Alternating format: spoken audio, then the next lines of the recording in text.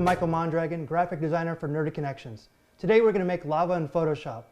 So let's get to that. Okay, we're going to make some lava here in Photoshop, and I have a file here. Let's see the size of it. It's actually 17 inches, about 14 inches, 72 dpi. And what we're going to do is my color palette down here is actually blues. Well, we want to go back to the default black and white. So I'm going to push D on the keyboard, so it's black and white. And we're going to go to our render file here, and we're going to make the clouds. Now you could do this as many times as you want and get different effects. See, there's a different effect. So it doesn't really matter, but pick one that you like. And what we're going to do is we're going to open up our layers, and we're going to duplicate that by dragging it to the new layer file here and make a duplicate file. We're going to go to the filter. We're going to go to the filter gallery now,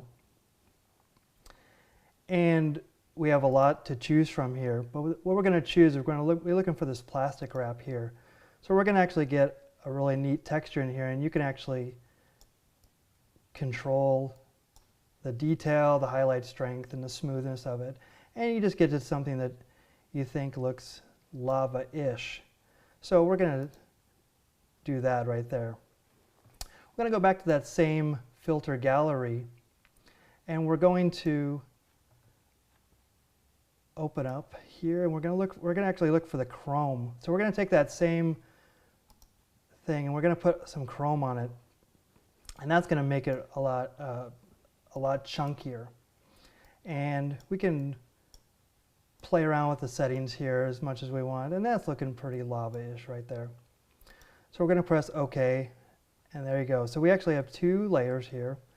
We're actually going to double click on that layer, and we're just going to put I'm going to put 02, and we're going to make the first layer, we're going to double click on that, and we're going to make that 01 just for reference.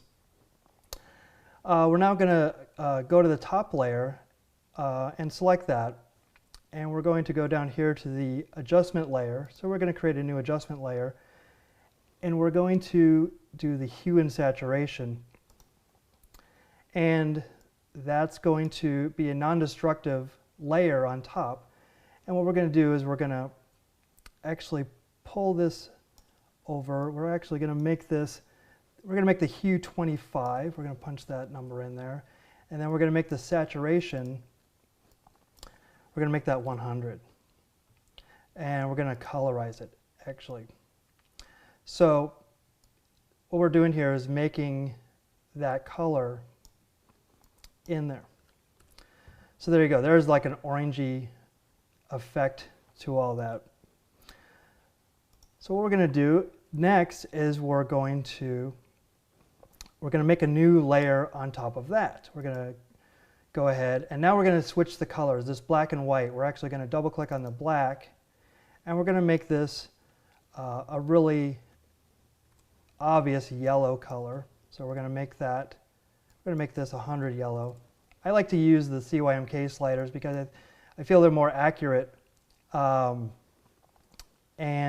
so there's a nice bright yellow. But the RGB colors are 255, 242, and 0.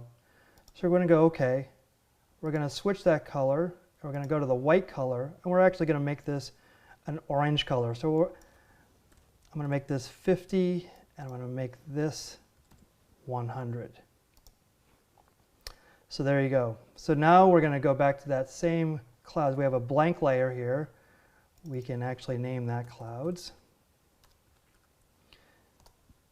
And we're actually going to make another, let's see here. Going to render some new clouds. And there you go. Now they're orange and yellow clouds. And what we're going to do is we're going to make the overlay right there, and getting rid of the properties. We're actually going to cue in, and there's your lava, and it's looking pretty good. So that's how you make lava in Photoshop. I'm Michael Mondragon from Nerdy Connections, and we'll see you next time.